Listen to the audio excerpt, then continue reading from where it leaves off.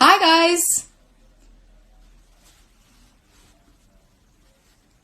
This is Emilia Clarke here. I am... Hello everyone. I am here to talk about COVID and being in isolation during COVID crisis. So, I'm joining you from my isolation booth.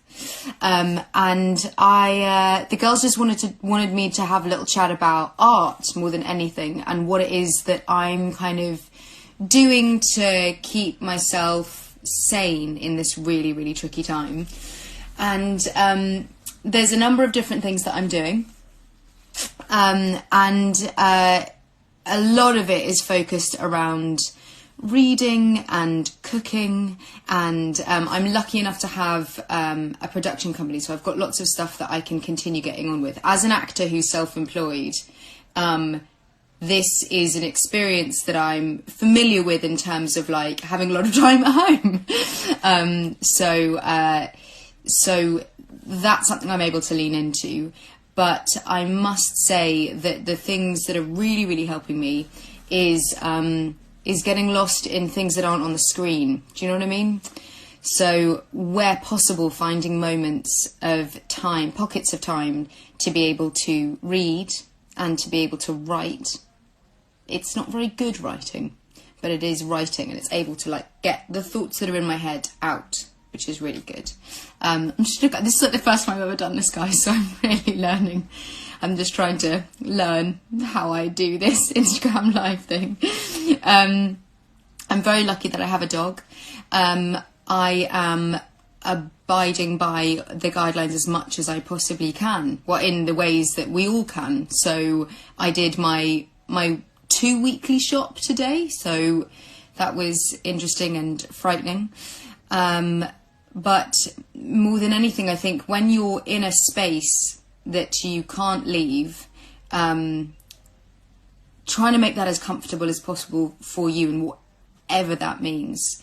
So when you physically can't leave a space, I find that if you're able to engage your brain with regards to reading, listening to music, using your hands, making things, cooking, even if it's just doing what I did today, which was giving my office a sort out, like sorting through things. I know this is all stuff that you guys probably all know, but you've got a podcast playing, or you've got music that's relaxing, or that's fun, and that makes you want to get up and move and dance and mentally escape the confines of the place that you're in.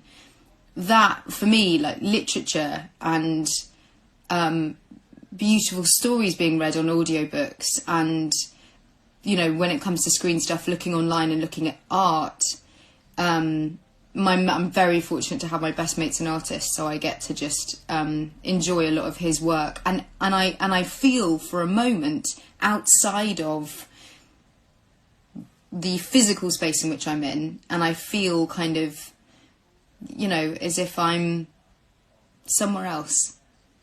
And I also find one of the other really big things that really helps is poetry, because poetry, more than anything, a spoken word, all of it, it's just, they are encapsulating all the feelings that we're feeling, especially when they're scary feelings, and especially when they're frightening thoughts, and trying to make sense of them ourselves. When you read a poem that taps into something that you think, that you find to be familiar, that, I think, just makes you feel less alone in this. And so there's a lot of poetry that I'm reading as well, which is really helping. I like reading out loud because I'm an actor and I show off, and I really like reading out loud. And my dog really likes it as well. Should I be reading these? Do you guys have any questions? I'm just trying to see some of the very gorgeous comments. Thank you so much, everyone. I'm really touched. The other thing, cooking.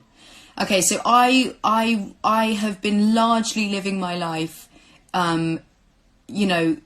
getting soups and sort of pretend cooking. When you take something out of a packet and then you take another thing out of a packet and you put it on a plate and you're like, That's cooking. That's cooking. Well, seeing as that is not a possibility for us, I'm using it as an opportunity to put the radio on, grab a glass of something delicious, be it tea or kombucha or something else, and getting a recipe book out and just seeing what I have in my cupboard and trying to make sense of it and trying to see if maybe I can... And some of the meals have been completely revolting. Ted really enjoyed those. And some of them have been really nice, but I can't tell you, you feel such a boost when you've made something, even if it's really simple. It's some kind of a grasp on this situation that's very calming and very stabilising. And I know this is a funny thing to say, seeing as I'm on social media right now, but I really, really limit my amount of time on social media. I like to look at the things that bring me joy only. So that's women I admire, people I admire, less news, which I allow myself to have in the beginning of the day and at the end of the day for a short amount of time, lest you get a bit overburdened with the amount of new information that's coming out all of the time. And limit the social media as much as possible, just because you know how sometimes you can lose a day on this incredible thing that we're relying on to connect to each other, which is beautiful.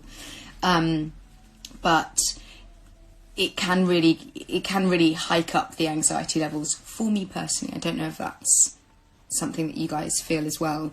And when you do that, I find that the space in which we're confined in is, it feels safer.